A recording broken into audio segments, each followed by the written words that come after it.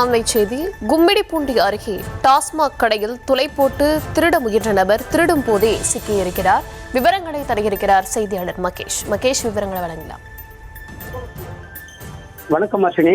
கடந்த வாரம் ரட்டம்பேடு வளைகுண்டு பகுதியில் இதேபோல் ஆள் நடமாட்டமே இல்லாத டாஸ்மாக் கடையின் சுவற்றில் துளையிட்டு திருட முயற்சி நடைபெற்ற நிலையில கும்மிடிப்பூண்டி போலீசாரின் ரோந்து பணியால் திருட்டு சம்பவம் முறியடிக்கப்பட்டுள்ளது. அதேபோல் இன்று கும்மிடிப்பூண்டி அடுத்த தச்சூர் பகுதியில் உள்ள டாஸ்மாக் கடையில் திருட்டு முயற்சி சம்பவமானது அரங்கேறியுள்ளது.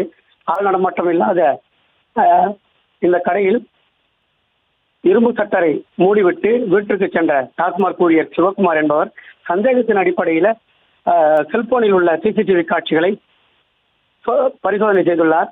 அப்போது மர்ம நபர் ஒருவர் இரும்பு சட்டரின் கதவை உடைத்து திருட முயற்சிப்பதை பார்த்து அதிர்ச்சி அடைந்துள்ளார். துரிதமாக செயல்பட்ட அவர் உடனடியாக கவரப்பட்டை காவல் நிலைய போலீசாருக்கு தகவல் தெரிவித்துள்ளார். அந்த அடிப்படையில் அங்கு விரைந்து சென்ற கவரப்பட்டை போலீசார் திருட்டு சம்பவத்தில் ஈடுபட்டு வந்த 30 வயதுடைய வினோத் என்ற நபரை கைது செய்து விசாரணை நடத்தி வராங்க. பார் வைத்து அதிக லாபம் சம்பாதிக்கும் நோக்கத்தில் ஆள் நடமாட்டம் இல்லாமல் இருக்கும் இடங்களில் உருவாக்கப்பட்டுள்ள இவ்விதமான டாஸ்மாக் கடைகளில் தொடர் திருட்டு சம்பவமானது அரங்கேறி வருவது பொதுமக்கள் மத்தியில் அதிர்ச்சியை ஏற்படுத்தியுள்ளது. மேலும் டாஸ்மாக் கடையில் தீப்பொறி பறக்க இரும்பு சட்டரை கட்டிங் இயந்திரத்தால் துண்டிக்கும் பதவதைக்கும் சிசிடிவி காட்சிகள் வெளியாகி பெரும் பரபரப்பை ஏற்படுத்தியுள்ளது. அஸ்வினி,